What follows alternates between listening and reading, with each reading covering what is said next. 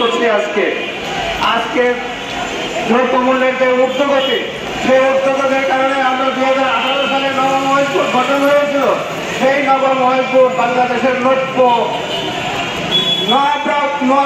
নয়া প্রতিষ্ঠিত হয়েছে। তাদের কারণে আজকে মামলা চলছে, কিন্তু মামলা আমাদের সাথে তারা হেরে গেছে। সেই হেরে যাওয়ার পরও আমরা কোনো কোনো পত্রিকায় গর্ব কথা পেয়েছি এবং বাসকের সংবাদ সংস্থা সেখানে আপনারা জানেন নবম মহিষপুর বাস্তবায়িত হয়েছে।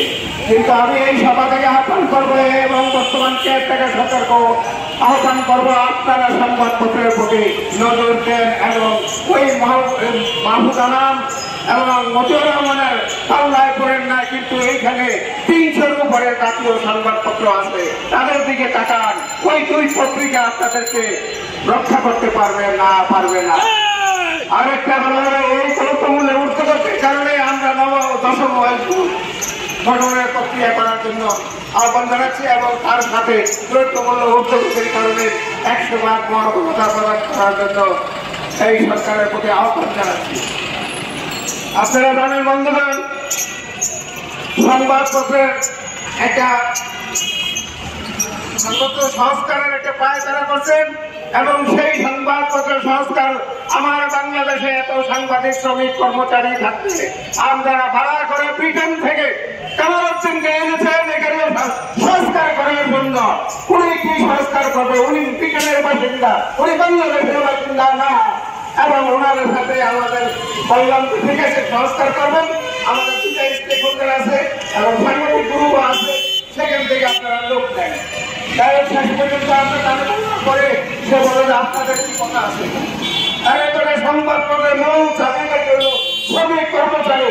সাংবাদিকের লেখার পরে শ্রমিক কর্মচারীরা যদি আলোচনা করে সকালবেলা করতে নেওয়া যায় না, শ্রমিক পত্রিকা বলি আপনি পত্রিকা আছেন, এই জন্য তো আপনি নিজের দিকে আছেন এখানে মাল কামাই নেওয়ার জন্য আমাদেরকে গুরুত্বপূর্ণ করে চাপে পড়ার জন্য।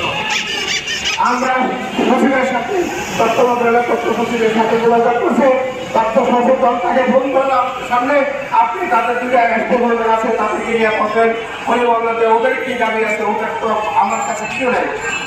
কিছুক্ষণ পরে উনি পরে আমার সচিব আপনাকে কি বলবেন, আমি প্রতিবাদ করছি সচিবের লোকের অবস্থা। তারপরে সচিব আবার ফোন দিয়ে বললেন আপনি যাই কিছু করেন না করেন শ্রমিক কর্মচারীদের সাথে বসেন। উনি আমাদেরকে বললো আসেন, আপনি বসে বসলাম। বসার পরে আপনাদের কি আমরা আমাদের দাবি উত্থাপন করার পরে আপনাদের কিছু আমরা আপনার মতামত দেন, আমরা মতামত চাবো। আপনি কি মতামত আপনার বাবুল আনাম মতিউর রহমান যেটা বলবে সেটাই আপনি এখানে করবেন।